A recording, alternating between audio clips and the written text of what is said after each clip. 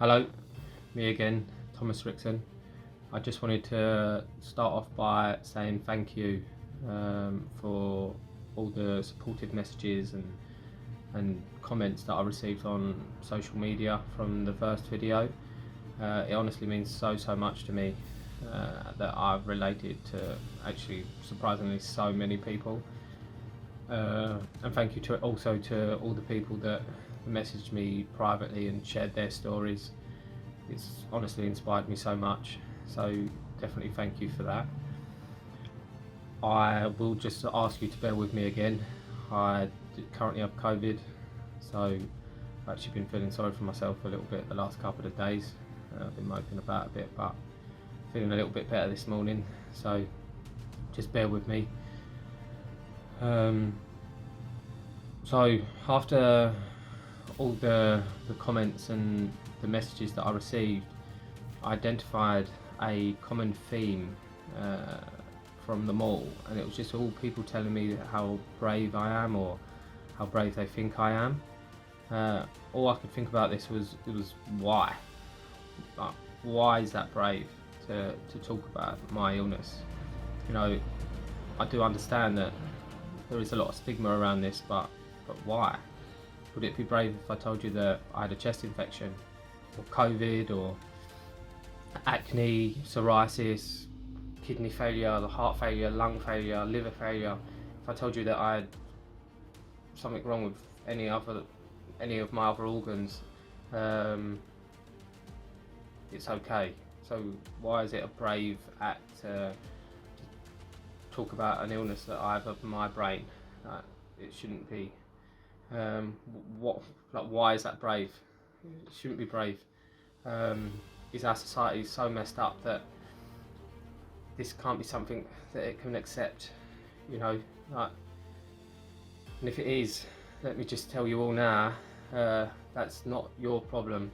That is a society problem. Like I said on my social media posts, if you've been on there and seen them, the people who accept us for what we are the people who matter. The people who can't accept us for what we are, they don't matter. They shouldn't matter to us.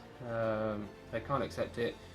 That's purely a reflection of them and not of us. Sad, isn't it? Is it my fault that I have borderline personality disorder, or have been diagnosed with borderline personality disorder? Nope. It's associated with childhood trauma. Is that my fault? Nope. Is it my fault that I've got anxiety? Something else? Associated with trauma, pain, genetics? Are any of them things my fault? No. Is it my fault that I suffer from depression? In a world that you can't express your feelings without looking weak or inadequate? No, it's not. 1 in 4 of us suffer. This is a statistic. 1 in 4 of us will suffer from a mental health issue each year in England. 1 in 4. I think it's time to change this narrative on mental health. I think life is an ever-changing narrative. You know, the way society changed, the beliefs, the do's, the don'ts, they're always changing. So I had a conversation with someone recently, and they was telling me about a serial killer in the 1970s or 1980s. He killed lots of young men. A couple of his victims escaped and went to the police, and I think one of them was just one of them, could have been two, I'm not 100% sure on the story. One of them was turned away, and he wasn't taken seriously because he was a gay man. He could have saved so many people's lives if they just listened to him, but they didn't. He wasn't taken seriously just because he was gay. 40 or 50 years later, we now celebrate homosexuality all over the world. Not in all places. But that's sad too. You know, we are who we are. We are attracted to what we're attracted to. We suffer from the things we suffer from. It's not our fault. It is what it is. We are who we are. The narrative of life is always changing. I do think it's time to change the narrative on people who suffer from mental health. I've just moved into my 11th year in healthcare, and I've had the opportunity to meet so many people who suffer from mental health.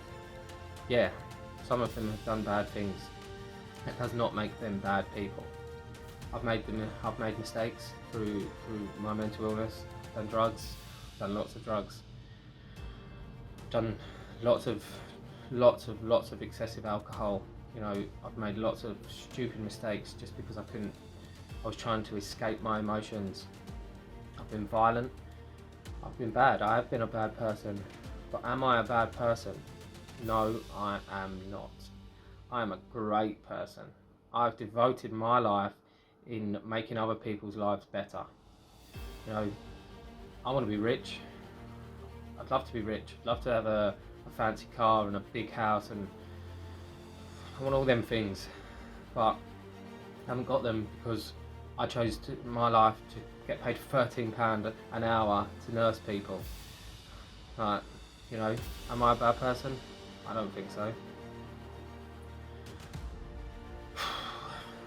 We need to stop looking at ourselves so negatively. With your brain, it controls everything. It controls everything we do. When it's sick, you might make mistakes. It's okay. Everybody makes mistakes. Every single person on this planet makes mistakes. No one is perfect. But when you are unwell, you might make more of them. You do suffer from stupid thoughts. You do suffer from negative feelings, and you might be impulsive. There's so many reasons why someone with mental health issues can make bad decisions. That does not make you a bad person. Sorry about that, I had to cough up with COVID. So let me just say this again. I think it's time to make a change. I've said it on social media. My first aim is to build a community where people like me who suffer from mental illness can feel safe. They can feel free to express the way they feel and what they've been through and how it's affected them. You know, I don't want people to feel criticised or to be ashamed of what you've done or what's going on in your life, because it's probably not your fault. It really probably is not your fault. My second aim is to change the narrative of mental health. I can't tell you how deeply and how passionate I feel about this. I really want to change how we view ourselves and how people who don't suffer from mental health view us. It's not our fault. It's not our fault we've been through trauma. It's not our fault we're suffering from an illness. It's an illness.